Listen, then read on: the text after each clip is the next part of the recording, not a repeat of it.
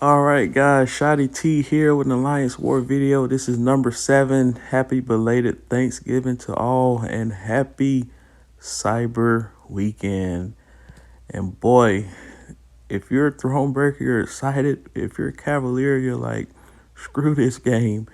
But I will be having a separate video that's gonna have a pretty nice crystal open. I did not delve into all the offers, but I delved in quite a few of them, and I'll go over those details. But it's gonna be an exciting video. So this is obviously the war before the offers came out. So gonna record this one first, and by the time this video posts, I'll have the other video already live recorded and ready to post right afterwards, probably later on this evening. So we got stubborn once again. As you can see, I highlighted all the opponents. There's a suicide boss with the Doom, and there's one other suicide that I highlighted. Now the path I have is pretty quirky, so I come with a different attack team than I normally do, and all of these have a good synergy with each other. So so the whole idea is just to bring the best path. Maybe not the best for every matchup, but just the best threesome to overall handle the path where it's manageable enough. Because I'm not going to have the best counters for like any one of these opponents. Probably the best like individual counter that I brought was Gladiator Hulk against Magic. The other matchups are probably not the best. I mean, Sorcerer Supreme has some good matchups that she was tailor-made for as well, especially when you're dealing with evading people or unstoppable. So she'll be very useful against that Korg, the second Korg, as well as the Stealth Suit Spider. And she has some other utility as well, but I kind of messed up. You'll see it'll be referenced because that fight was not recorded, and of course I'll tell you guys why towards the end of the video. But the first fight here, we got a Mordo. Since I really didn't have a lot of fights planned for Gladiator Hulk, I decided to just use him for this Mordo fight. As you can see, just like Warlock, Namor, and Venom, he has a pretty long reach himself with his light attack. So you can do a lot of dash back light counter intercepts with him in the corner. And if you miss with the light attack, worst case, you just whiff, but the opponent's not going to punish you. So yeah, it's a good deal. So I wanted to spare the health of the other people I plan on using in more individual fights. And of course, we got this Sorcerer Supreme against Annihilus. Of course, the idea here is to dash back light counter when he dashes in. Sometimes he does it so quick I don't get a chance to do that light counter if I'm not ready for it. And I get hit there with an SP1, mistime my dash back.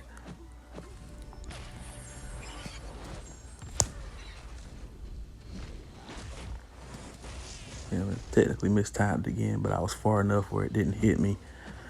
Got a little forward intercept there, and that SP2 hit pretty hard there. Another nice little intercept.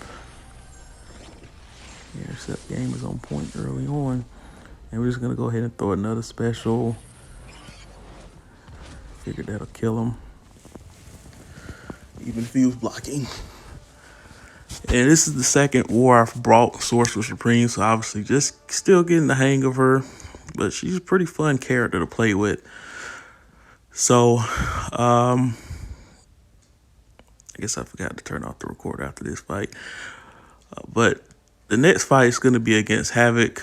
I did bring Hulkbuster just for that one fight itself. So you'll see that fight.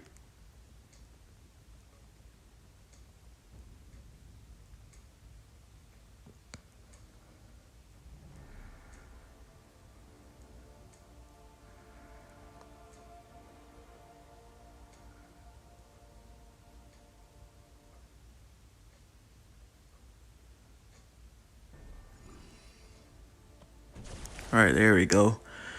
All right, so here we go. Hulkbuster versus Havoc. Now this fight is gonna be pretty straightforward. He's an armor up champ. Only thing you got to worry about is that he has an unblockable, unstoppable heavy attack, so you can't interrupt it. So when you try to reparry, sometimes he'll throw a double medium or he'll just go straight into the heavy attack. So obviously none of those scenarios are ideal. All right, so now we're gonna hit into the block and we're gonna drain that power. And we're gonna do, and we somehow missed I wasn't quite close enough to the corner to hit him with that second heavy to spam that in the corner.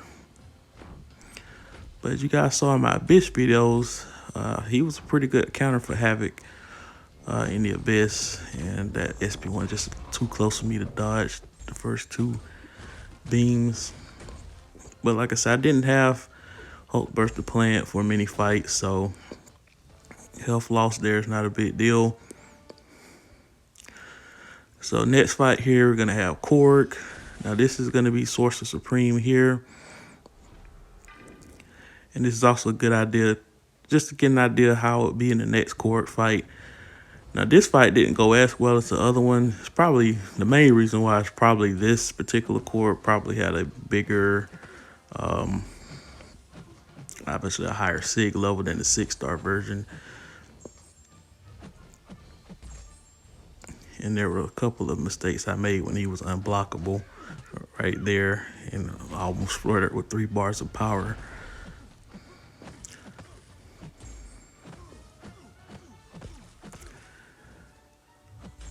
Right.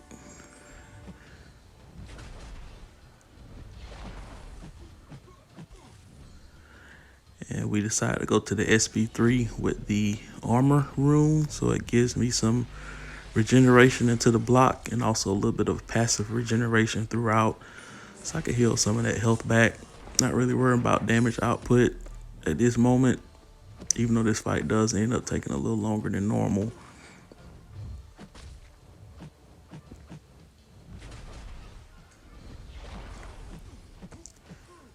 But we're just trying to build our health slowly but surely there.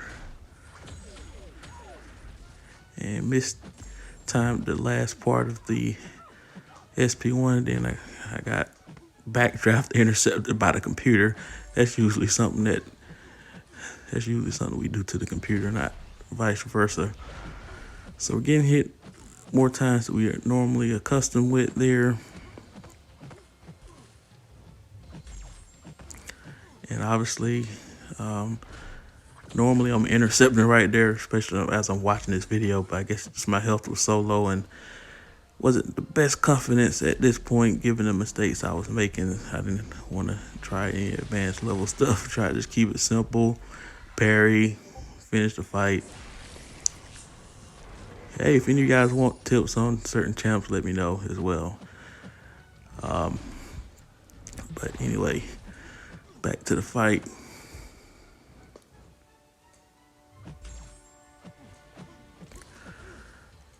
And also, by the way, I did had an Alliance member who was working on finishing Act 6 to work towards the Thronebreaker title. And part of it consisted of course, doing the Act 6. So there were certain chapters for like the Havoc and the Iron Man Infinity War and the Mysterio fights. I did do some videos. I did do a video of the one shot for Havoc. Well, not necessarily one shot, just showing the ideal counter. And then also for the Iron Man Infinity War. But again, that was just a private post video. It wasn't something I planned on posting to the channel. But for those that are looking to get Thronebreaker, obviously the first half of the equation is to finish Act 6. So if there's any suggestions or any ideas for either discussions of different counters or actual video of different fights, I'll be more than happy to do it. I got plenty of energy refills. Really, the only new content I haven't explored.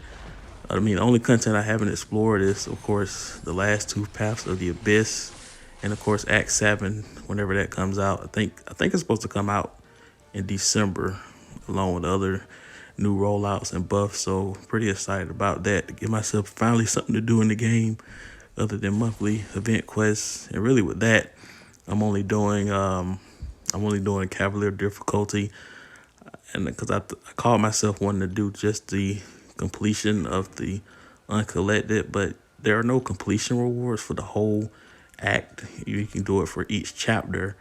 So I haven't decided. I may do it if I have time, but it's not a priority. Definitely not gonna explore it. It's not worth it anymore, given the progression level, especially after this cyber weekend. Stuff, the uncollected prizes, it's just not gonna be worth grinding for, especially for the exploration. I will be focusing on the side quests. I will be doing like whatever day that's the easiest. I'm just gonna overload that day and finish that up so I can maximize the gamma and purchase all that in the store. So I'm all the way up to the generic 5-star gem, but I haven't gotten all the way up to the feature or the 2006-star shard. So, and plus the rewards that you can purchase, there's still some stuff I want to purchase in that store. I'm in desperate need of tier 2 alpha. Even with that's one thing I didn't like about the Thronebreaker. There wasn't a lot of tier 2 alpha. There wasn't a lot of T4 basic. I mean, of course, there were T5 basic. There was some class catalysts, but not enough T2 alpha. And not enough T4 basic. But I guess the thought process is that stuff technically is in the arena. And I'm guessing with the updated Glory store next week that the cost of getting those items is going to be much cheaper, that you can get on a weekly basis during Alliance questing. So it may not be that bad, because the tier 5 basic were definitely welcomed. So definitely not going to complain about that. So I had a little interruption there, so I paused. Someone was talking to me, so didn't want to disrespect them by not licking, by just having my nose in this game while they're talking. And this was actually on Thanksgiving Day, so yeah. So just pause it for a little bit. So now we resume action. So this node here, and as you see, I did finish that other core fight, but because of the results of that other core fight, I decided to boost a little for this one. I used the 10% boost and the, I think, combat regeneration boost, I believe. Like I said, I've lost track commentating over this. So again, I pause it again. So you get it in when you can get it in, man. So the thing about, and I purposely tried to do her specials when she has that power rune active, because it places a slow on the opponent. And the thing about the slow, it's just like the Storm Pyramid X matchup, where you can do a 5-hit combo without being punished. And the added bonus with Sorcerer Supreme that's different from Storm Pyramid X is that Storm is actually, not Storm, but Sorcerer, she's actually a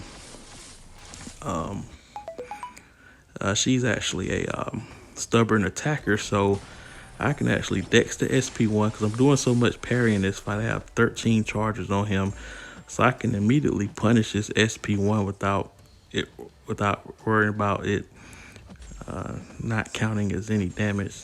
And that's as long as I have that slow debuff on him, because obviously if I'm doing medium combos and trying to go in after his special, then he's just going to evade it. But you'll see it right here. So we parry and then we immediately go in and punish. So, and it did help that he had suicides. So again, this was one of the opponents I scouted. Looks like he only had suicides for the bleed, for the double edge, but the liquid courage he didn't have. So that'll come into factor for the war boss. Next fight is gonna be a Stealth Suit Spidey. It's the other suicide roster I was referring to. Gonna use Sorcerer here. Again, the idea here is to get the slow mechanic going, so prevent the effects of unstoppable and evade. So it's kind of perfect. So I'm just waiting for the power rune to show up. So it'll be the next one right after this.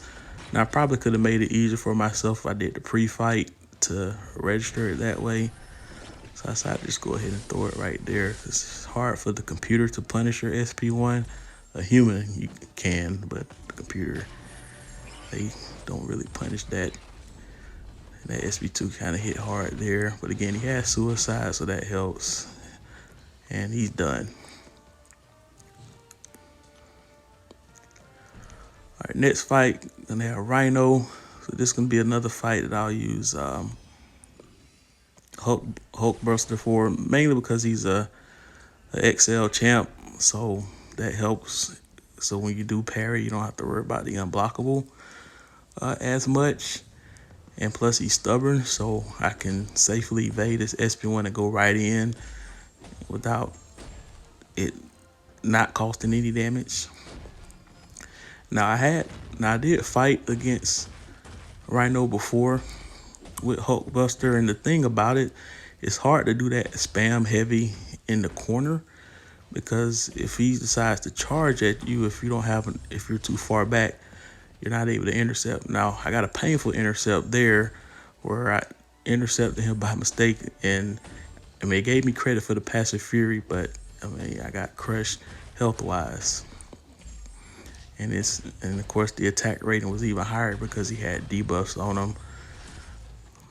So like I said, normal opponents I would have did a heavy attack right there, but I was too far.